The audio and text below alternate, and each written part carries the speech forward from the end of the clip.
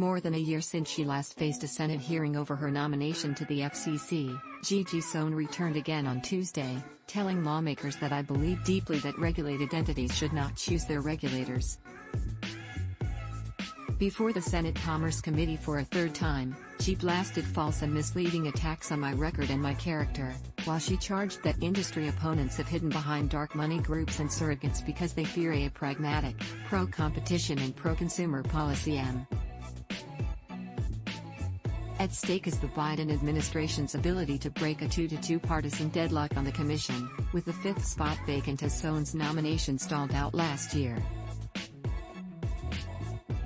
But President Joe Biden recently renominated her for the new Congress, digging in the face of GOP opposition, telecom and media industry attacks and, in the eyes of some of her fervent supporters, a smear campaign.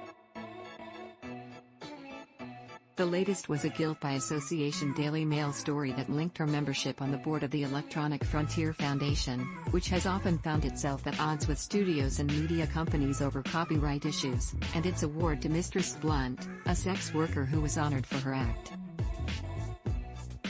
EFF told the Daily Mail that Sohn had no role in selecting Blunt for the award.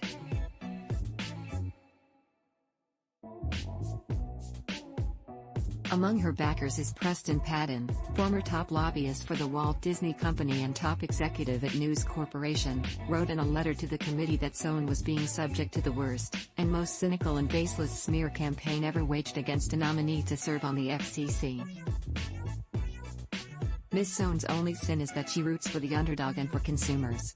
As a result, some of the dominant cable TV companies and internet service providers have stooped to lows never before seen to smear Ms. Sohn, Patton wrote.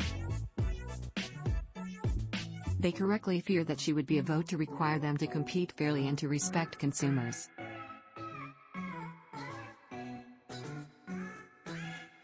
But Senator Ted Cruz, RTX, the top Republican on the Commerce Committee, characterized Sohn as someone who has shown herself to be a partisan, while arguing that she had failed to show good judgment and temperament. He cited political contributions that Sohn made to Democratic candidates while her nomination was pending.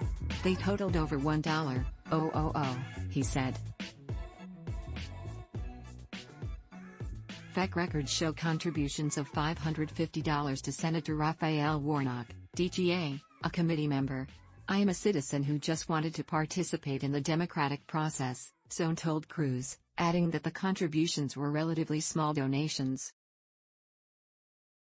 Sohn's nomination never made it to the floor in the 50-50 Senate last Congress. Sohn suggested that there are certain very large companies that would like the FCC continue to be deadlocked. "It's no secret. Sohn would be the first openly LGBTQ member of the commission. She was first nominated to the FCC in 2021.